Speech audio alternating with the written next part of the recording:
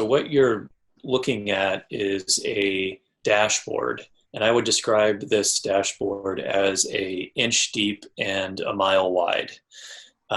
You're looking at a visualization of a tremendous amount of data. The data comes from publicly available media sources across a range of sources, so traditional media like broadcast television, newspapers, and magazines, as well as social media. None of it's private information, so if a person has their account set to private, we don't get access to that information. This is just any information that's out there that a member of the public could find themselves. It's all brought together into one dashboard or one system. We search through this system using keywords. So just like you create a search on Google, it's a very similar process. We just pull all the data from all the sources using a string of keywords, and then we organize it using machine learning. I'm just going to go right into it. What we've done here is the Poynter Institute has a database, a collection of a worldwide network of fact-checking organizations, one of which is represented today on this call. They flag myths and misinformation and disinformation. And then we go in there and we check every morning and we look for what they've flagged and we add that into this dashboard. The dashboard itself is built to collect every instance of any reference to coronavirus or COVID-19 or any word that's related to those terms. And then basically that sucks in a whole massive amount of data. And then we can search through that data. And so we search through that data for misinformation. So we get we get tips from the fact finders, and then sometimes we ourselves can identify misinformation on our own because we see certain stories starting to trend and starting to bubble up from known sources of misinformation. So that's what you're looking at right now is this trending stories widget. These are websites that have previously been identified by vetted fact-checking organizations as having shared misinformation. So this is designed to be as easy to use as possible. So if you just have 5 minutes and you want to log into the tool once a day and you want to see what is the most popular information about COVID-19 or coronavirus being shared by sites that have been flagged as sources of misinformation. This does that for you. And it's organized by the amount of mentions. So most popular to least popular. It's not all of them, but it's the top sources. So you can go through this. I have my date range right now in the upper right. I have it set to 4/1 to now. So for the last few days. So this will capture basically in the last 6 days the top stories from these sites. If you look on the right-hand side, what we've done is we've used a bit of machine learning, natural language processing, and we've organized, if you look at all misinformation being that we've been able to identify being shared through these sources, this is generally speaking how that misinformation is organizing itself. So a lot of it has to do with government, as you would expect, and then these other topics down here. And this is a dynamic dashboard. This is designed so that you can click into it and explore. So if you click on government, for example, it'll bring up all the stories that the machine tagged as government and coming from misinformation sources. And you can do that for every single one of these topics. This is a public dashboard, so anyone has access to it. So you can go and spend a lot of time in here, however much time you have, and you can see what's bubbling up to the surface, and you can track a story.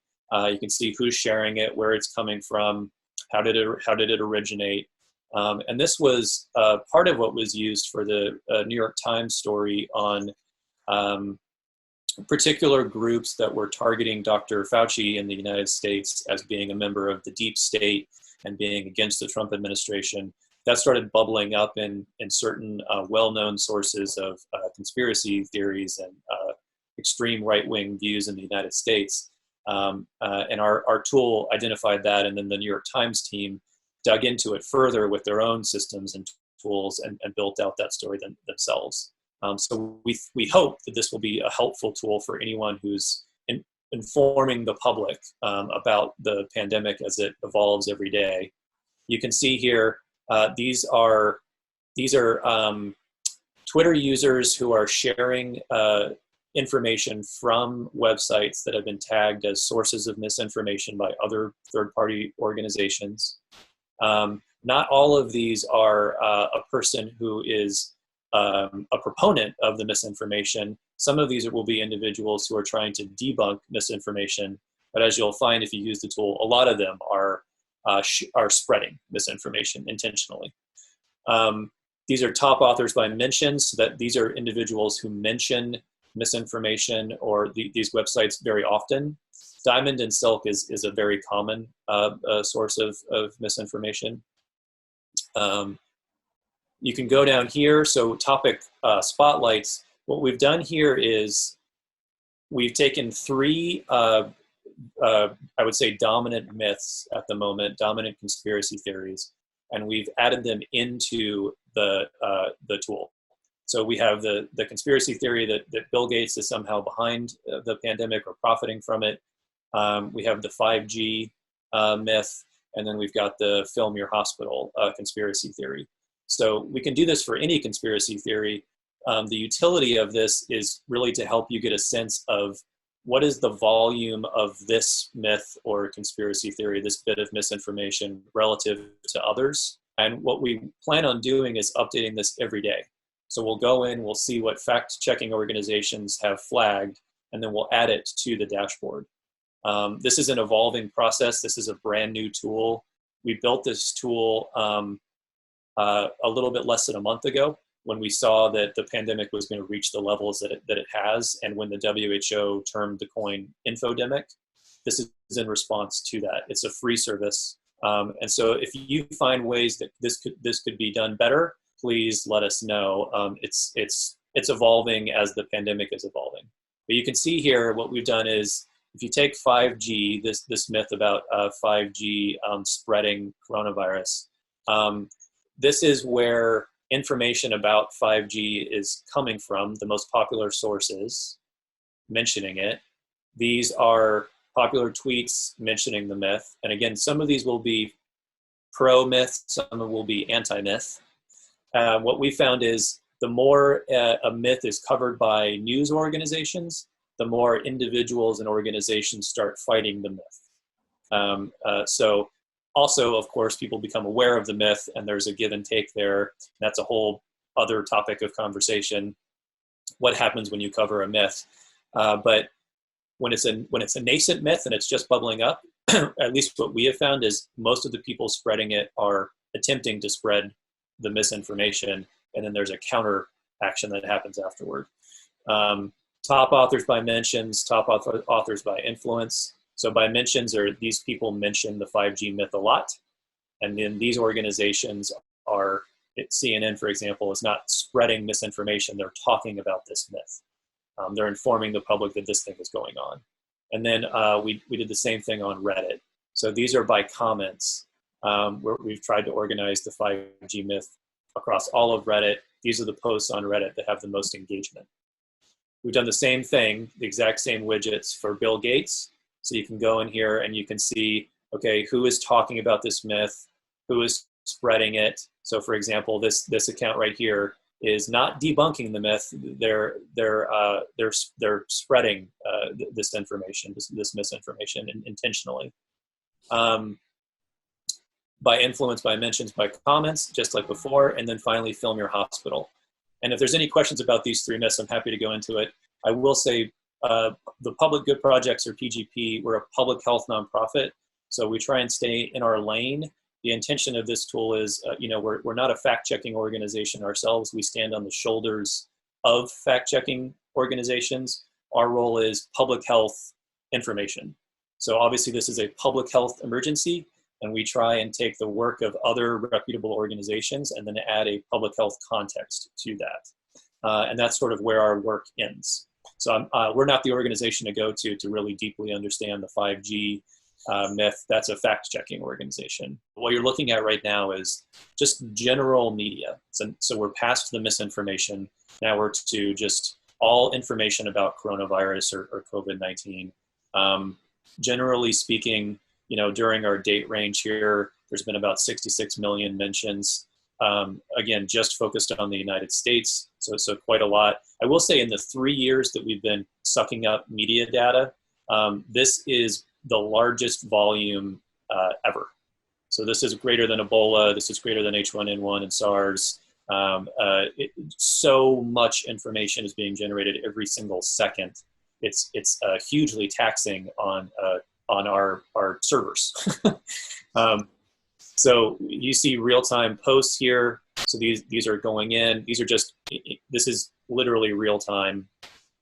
These are trending stories in the United States. So these are stories during our date range that have got the most traction. This is helpful, of course, from a public health perspective if you're trying to understand what resonates with the public and help you with framing information the public needs to receive. Popular tweets, Reddit, top sites, top by shares, top sites by mentions. And then we have national health authorities. So this could be done for any country right now. Again, we're just looking at the United States. And again, this is helpful from our point of view because public health could always be doing a better job. I say that as a member, as a public health practitioner myself. There are gaps in what federal authorities are saying and what state authorities are saying and what local authorities are saying. So this is an effort, the filter has been created on the data to see what are federal authorities actually saying to help me understand what aren't they saying. WHO is in here. And then just generally, government is always going to be the greatest theme. The dips you see are the night, so night in the United States. But if you take out government, it can be a little bit more illustrative. So here is generally speaking how conversation around COVID-19 organizes itself. So we didn't make these themes. This is an adaptive process. So all of the conversation occurring organically generally organizes itself into these dominant themes here. And you can click into these and you can see what particular stories are driving these spikes around each of these themes. And here's just your standard run-of-the-mill hashtag cloud across Twitter and Instagram. And then again, just a little bit more about misinformation. We've organized it conspiracy versus prevention and treatment myths.